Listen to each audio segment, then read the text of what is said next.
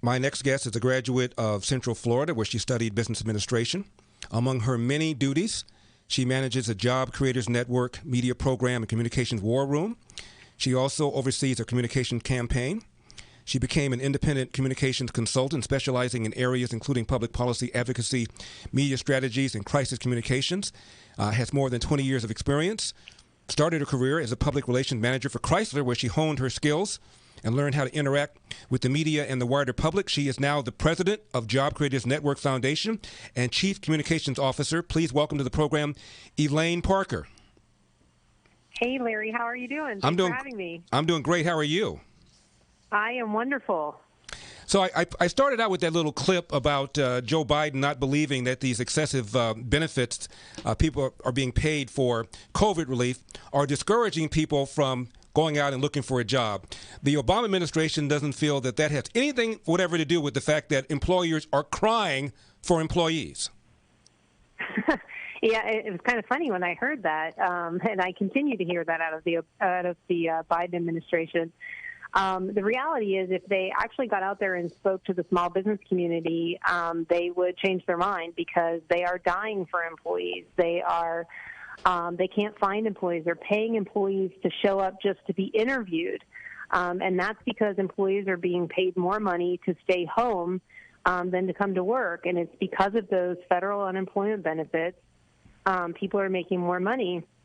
And it's a shame, because there's over 8 million jobs that are unfilled right now as we speak, and yet there's 16 million people who are unemployed. So we have way more people available to work and jobs open to fill them, but we can't find people to fill them.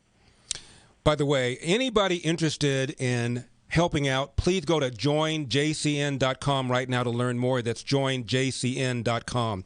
Elaine, I hear about the lawsuit that you're filing against Major League Baseball. $100 million hit small businesses took because the All-Star game was moved out of Atlanta to Denver. Yeah, we filed a lawsuit on May 31st in New York federal court against the MLB, and the purpose of the lawsuit is because they moved this All-Star game out of Georgia to Denver based on lies and misinformation. And we're going to hold them accountable, because the devastation is worth $100 million to the small business community in the state of Georgia. And they moved it out based on lies and misinformation about a law that actually makes it easy to vote and hard to cheat. What's the current status of the lawsuit? Well, a New York court is going to be hearing our lawsuit tomorrow, and we will be, like I said, in court, and we're going to argue that what the MLB did was wrong. They chose to maliciously punish the people of Atlanta by moving this game, interfering with contracts and businesses and relationships that many of JCN's members had and were anticipating, because the legislature passed a law that they simply didn't like. And here's the thing, Larry. MLB receives billions of dollars from state and local governments. So the courts have held that they are what's called a state actors, essentially like a government. And when an entity is a state actor, it can be held accountable for violating the civil and constitutional rights of individuals. MLB's All-Star Game decision violates federal statutes and the rights of Atlanta small businesses, and many of them are minority-owned. It's amazing to me that the very people that they claim to be defending are the people they're hurting, because Atlanta is 51%, has 51% black population, to Denver having less than 10%. So it's amazing to me that they think they're helping anybody. I have a niece who lives in Atlanta, Elaine, and she was not happy that the All-Star game was moved out. I'm talking to Elaine Parker, president of Job Creators Network Foundation. By the way, to get involved, go to joinjcn.com right now. That's joinjcn.com. I understand that you tried to get the game moved back to Atlanta before you filed the lawsuit. Tell us about that.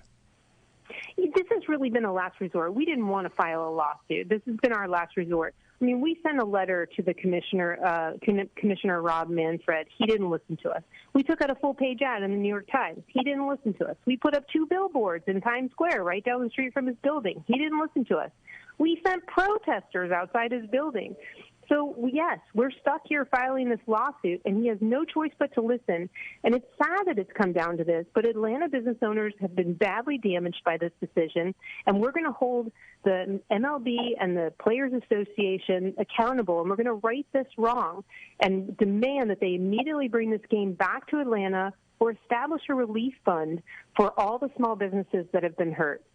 You know, Elaine, I was kind of surprised that there didn't seem to be much complaint on the part of the baseball players for this game being moved out of Atlanta. I would have thought the minority players would have, had relations in Atlanta like I do and would have complained about it, but nobody seemed to say one word. You know, I think there's a lot of bullying going on. Mm-hmm. There's a lot of pressure coming from folks like Stacey Abrams and these activists. And, I mean, heck, Larry, even the President of the United States weighed in and said this law was like Jim Crow on steroids and that he supported the MLB moving this game out. I mean, that's a lot of pressure. And frankly, the Washington Post, who was no beacon of conservatism, found that they gave him 4 Pinocchios for saying that. And they investigated every single one of the complaints against this law and found they were all inaccurate and that this law actually expanded voting opportunities for Georgians. So all of this is just lies and more lies and perpetuating more lies. And the MLB shouldn't have stepped into this and into politics and punished the small businesses in Georgia. Now, I urge anybody listening to become a member of JCN. If you own a business, small business, work for one, or support small business, do your part. Join their growing army of small business advocates. Go to Join JCN like Nancy. JoinJCN.com right now. That's JoinJCN.com. Elaine, thank you so very much and good luck. Thanks, Larry. You got it. 888-971-SAGE, 888-971-7243 is the number.